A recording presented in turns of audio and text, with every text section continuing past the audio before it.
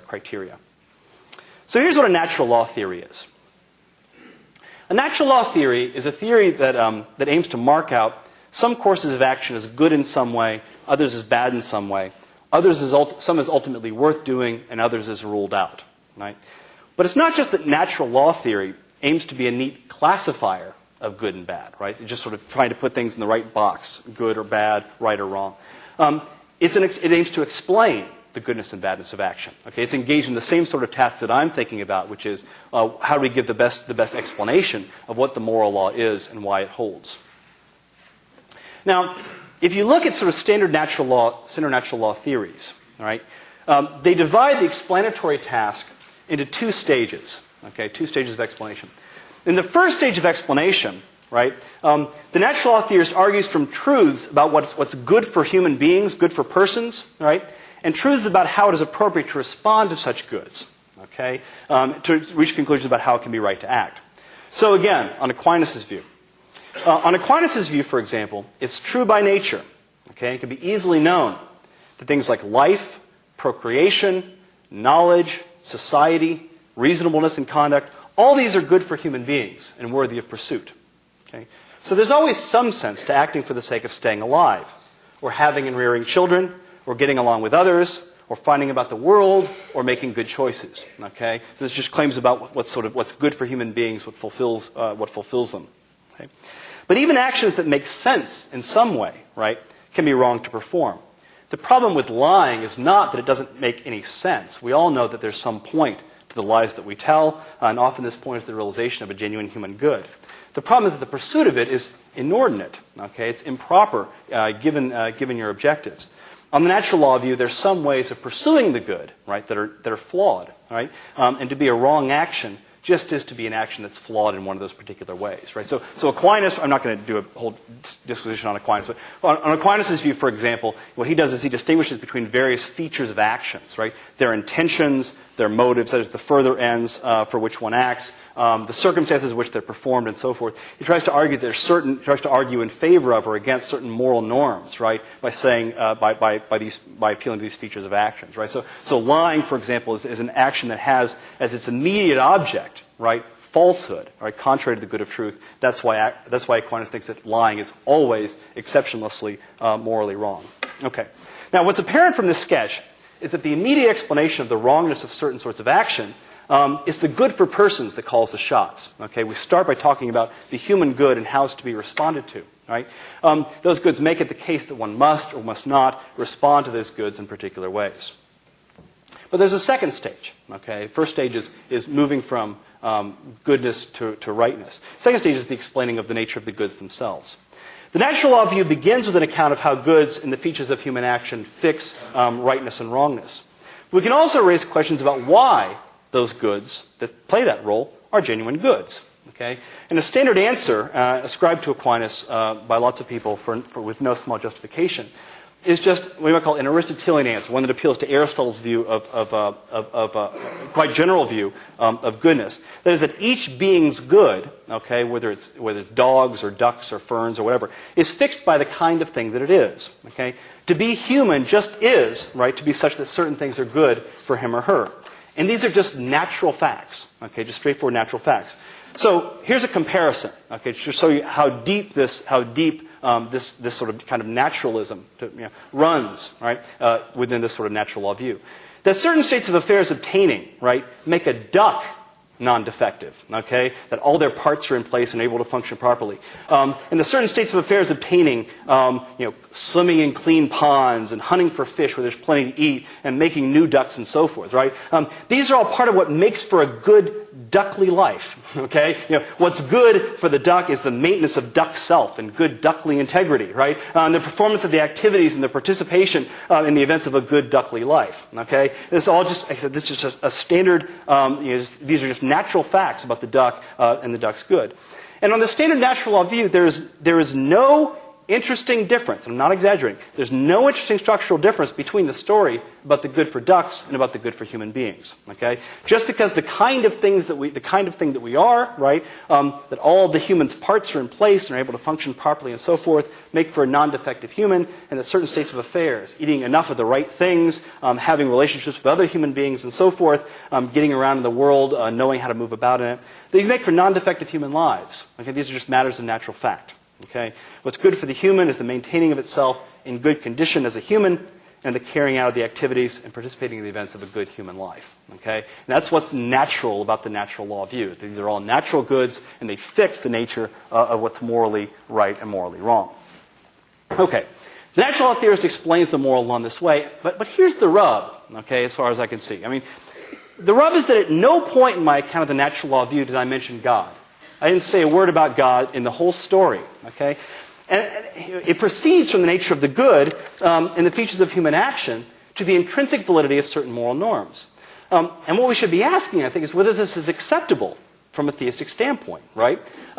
Should people who are theists, right, who accept this sort of view on which, God is the ultimate explainer of everything that obtains, should we be willing to accept an account of the moral law, right, in which I can give the full story of why moral law obtains without even mentioning God? Okay, that seems a strange view from a theistic standpoint. Now, the objections might come immediately. Okay, so one might say that my failure to mention God just shows that I haven't adequately captured the standard natural law view. Okay, it's called a natural law theory, not just a natural norm theory. Aquinas thought that the truths of morality that necessarily follow upon truths of our humankind are themselves satisfying of the criteria for being genuine law. Right? He explicitly argues for this because they're ultimately authored by God who has care of the whole universe. And I think that's true. I mean, on Aquinas' view, you couldn't explain why these norms are law unless you appeal to their being somehow God-authored. But here's the thing. I mean, Aquinas doesn't appeal to their being law and explaining why they're binding norms. Okay? When Aquinas explains why they're binding norms, why they're obligatory, he doesn't appeal to their being law laid down by God. He appeals to the nature of the human good. Okay? He doesn't appeal to their being laid down by some sort of authoritative lawgiver.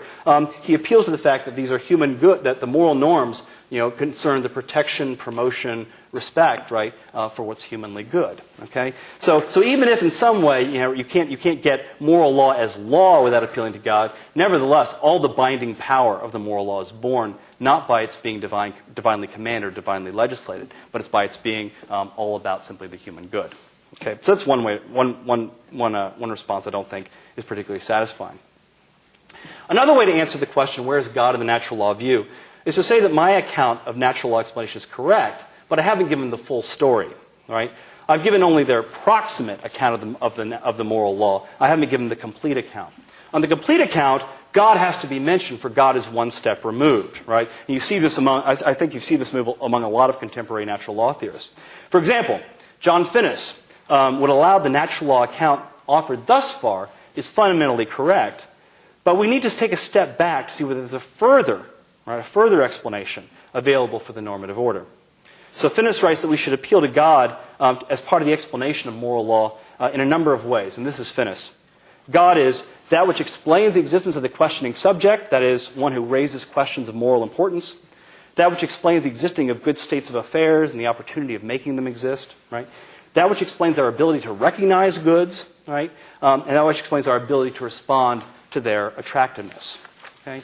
So he wants to say that further explanation can be offered for the existence of the moral law on the basis of God's being somehow responsible for their being agents, right? Us, with the capacity to know the good, be moved by it, and to pursue it effectively. No, okay, but the theistic explanation for the natural law that Finnis offers, right, does not explain the natural law, okay, but only why human beings are capable of acting on it. It does not explain why knowledge is good for us, why it necessitates our acting in certain ways, right? It just explains what makes our grasp of this goodness, right, and our pursuit of it possible. Finnis might balk here, right, noting that on his view, the existence of beings that can be bound by the natural law is entirely contingent on God's creative activity. What more could one want, right? But that doesn't help, okay? I mean, here's an analogy. Suppose that when I was childless, right, while I was childless, wrong-headedly benevolent lawmakers pass a law that hold that any children of Mark Murphy will, upon the age of their majority, receive full financial support for the rest of their days. Very wrong-headed, okay? I don't explain the existence of this law, not one little bit, right, by becoming a parent of children to whom this law applies, okay? I don't explain this norm's existence at all in the slightest, okay?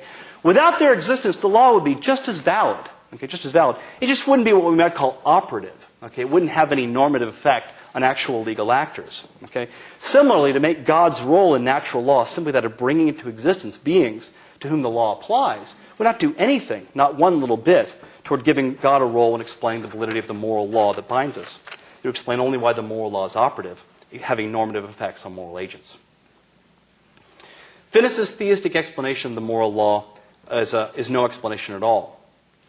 We've seen no reason to suppose there's a natural law account of morality that makes God central to the explanation.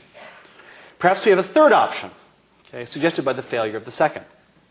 Simply to deny that an account of moral norms that does not appeal to God is thereby deficient or defective from a theistic standpoint. Perhaps one might say these moral norms are just necessary truths.